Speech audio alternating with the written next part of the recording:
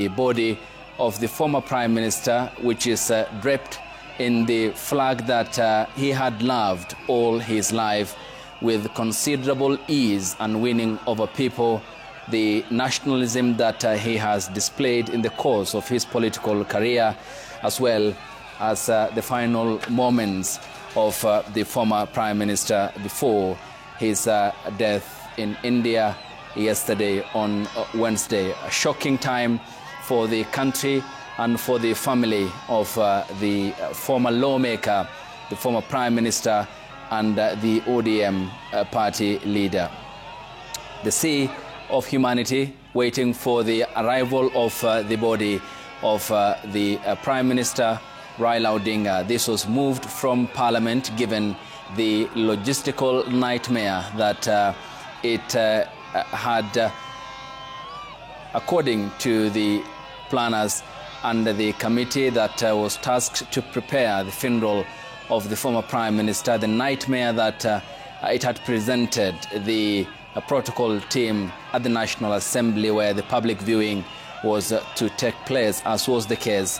for the former heads of state, Daniel Toroitich Arap Moi and Emilio Stanley Mwai Kibaki in Parliament. Moi in 2020 died on the 4th of February 2020, and Emilio Stanley Mwai Kibaki, who passed on 22nd of April. So let's now cross over to the Moi International Sports Center, Kasarani, and listen in to what's happening there.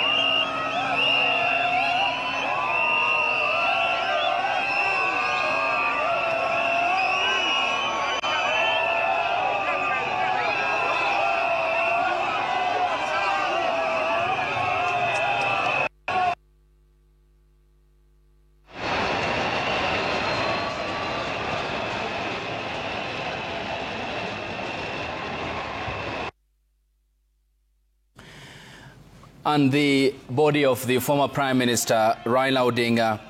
draped in the Kenyan flag and on the gun carriage, is now inbound Kasarani and accompanied by the multitude of supporters since it was flown back to the country this morning from India in the journey yesterday that started at the Jomo Kenyatta International Airport. The Kenyan delegation led by the Prime Cabinet Secretary, which escorted back the body of the former Prime Minister. And the live pictures are coming to you from the precincts of the Moi International Kasarani Stadium that is on the gun carriage, the military gun carriage, draped in the Kenyan flag, and the services from the defense forces that are also giving their respects in regards to the state funeral that was accorded the former Prime Minister by President William Ruto. And there you can see lawmaker Millie Odhiambo singing alongside the supporters of the former Prime Minister, and their vehicle is now inbound the Moi International Sports Centre, Kasarani. And this is a day after the passing on of the former Prime Minister Raila Odinga, the ODM party leader, as well as the former Prime Minister who has served as a parliamentarian and also a key ingredient of the Grand Coalition government. Of course, deep history, a man who has won the hearts of the millions who have today poured onto the streets of Nairobi and across the country with considerable ease. The socialism in him, the fight for equity, justice, accountability, good governance, and the void that they said that he has left the country's political arena is the growing sense of concern and the uncertainty which they continue to express, and who then takes over the former Prime Minister's political baton, both at the party level and also at the national level. The public viewing of the body of the former Prime Minister was moved from the National Assembly as earlier planned, following the communication yesterday issued by the Deputy President, Professor Kithure Kindiki, who chairs the committee that is mandated to prepare the funeral of the former Prime Minister. And due to the logistical nightmare fears that it had presented this morning, a communication was issued to the supporters of the former Prime Minister and the party to head to the Kasarani Stadium for the public viewing of the body. And we can communicate now that the body has arrived at the Kasarani Stadium, and the directions will be given on how the public viewing will be taking place. Among the leadership of the party who this morning had managed to cool the supporters of the Prime Minister at the precincts of Parliament, who are waiting even before the arrival of his body, were Otiende Amolo, the lawmaker representing Rarieda constituency, and it was up until the intervention of the Embakasi East lawmaker Babu Owino and the ODM Party Secretary General Edwin Sifuna, who was part of the delegation that was airborne for more than 17 hours to bring back the body of the former Prime Minister. And this, of course, is part of the coverage that we'll be giving you alongside what will be happening in Bondo, his home, where he will be laid to rest. And my colleague Sam Gituko has been giving us where the final rites for the former Prime Minister will be taking place. And on Sunday, it will mark exactly 72 hours as he had wished to be laid to rest on Sunday, and that will be happening in Bondo. But that will be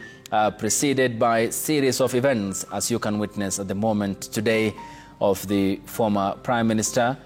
which is the public viewing of the body of the former Prime Minister, now taken off the military gun carriage draped in the Kenyan flag that he loved for so long, his entire life. And now it's taken into the Kasarani Stadium upon the shoulders of the services from the Defense Forces in their ceremonial attire, who since this morning have been with a snail pace along Mombasa Road from the Jomo Kenyatta International Airport, taken his body until its arrival at the Kasarani Stadium, the 60,000-seater stadium where people, as you can see, have almost filled to capacity, and also taking the pitch space at the stadium. And thereafter, of course, will be the starting of the public viewing of the former Prime Minister. Still photos of the former MP, former Prime Minister, the ODM party leader, who has with ease won over the hearts of many Kenyans, today playing before our own eyes the support that he has commanded among millions of Kenyans. And there we go, the stadium almost filled to capacity, if not full. And they are also in the company of millions of others who are following this live broadcast across the country, following the death of the former Prime Minister. A frontline in the defense for human rights, an advocate, a Pan-Africanist and nationalist, the patriot, the dexterous, the bold, the geostrategist, Raila Odinga. Born in Maseno in the county of Kisumu, up until the apex of Kenya's politics, becoming, if not the most, one of the most consequential politicians that the motherland has ever produced. A man engineered for different seasons, and against all the odds when ruled out, has managed to defy the odds. And from the ashes at the odd times, he has managed to overcome the challenges of his time, dating back to when he was first elected to Parliament, then and also as a parliamentarian, especially after the 1997 elections, when he had extended an olive branch to President Daniel Toroitich Arap Moi, who was under considerable pressure after his re-election for a final term following the repeal of Section 2A of the Constitution. Odinga then thereafter becoming a key member of KANU Party.